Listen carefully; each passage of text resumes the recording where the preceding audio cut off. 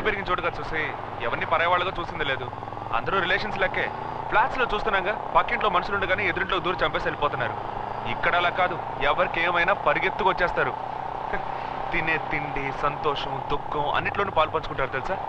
అదే బాలు నాకు బాగా నచ్చింది. ఒకే ఇంట్లో ఉన్న ఒకరితో ఒకరు సరిగ్గా మాట్లాడుకోరు. ఇక్కడ అంతా విచిత్రంగా ఉంది.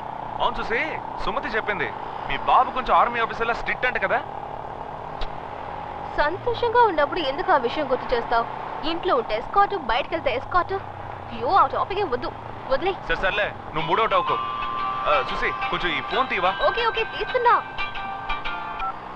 హలో అంకుల్, నీతో మాట్లాడాలి. ఎవరు? మాట్లాడు. సేటు మాట్లాడేశాను, అదేం ప్రాబ్లం లేదు. నేను డైరెక్ట్ గా ఆఫీసర్తో మాట్లాడాను. మన సొసైటీలో నిర్ణయం తీసుకుంటే చాలని చెప్పారు. ఏం ప్రాబ్లం లేదట.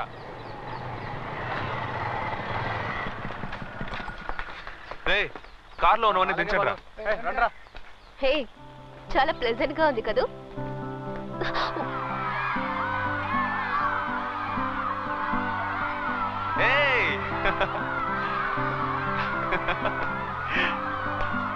రండి రండి, ఇవాళ అందరికీ ఐస్ క్రీమ్. పని మీద వెళ్ళారా సుసి? మిస్ బెంగళూరు మిస్ చేసుకుందిరా. ఏం నవ్వుతున్నావు సుసి? రే, గెస్ట్ వచ్చారు, వెళ్ళి పలకరించరా. వెళ్ళండి.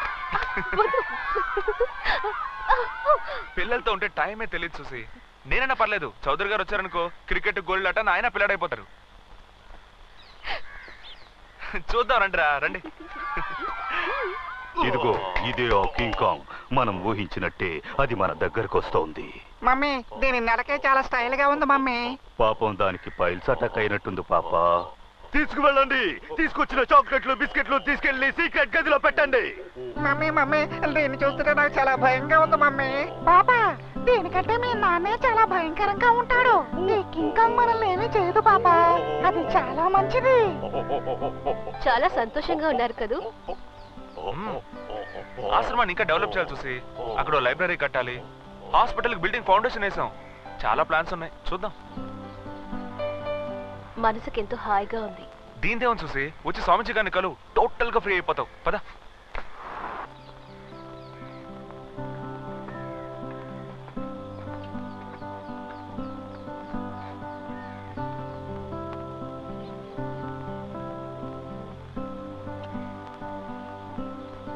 బాలు,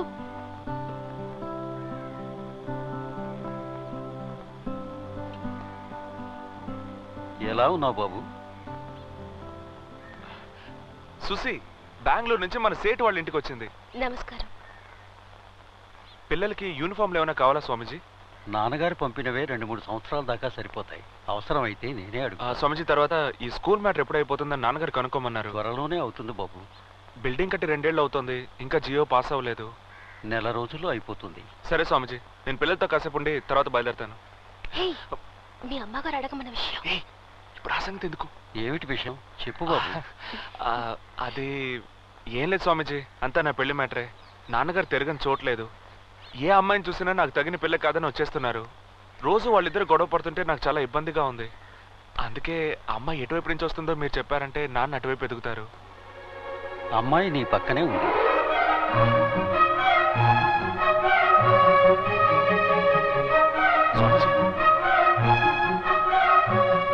ఈ అమ్మాయే బాబు నీ జీవిత భాగస్వామి.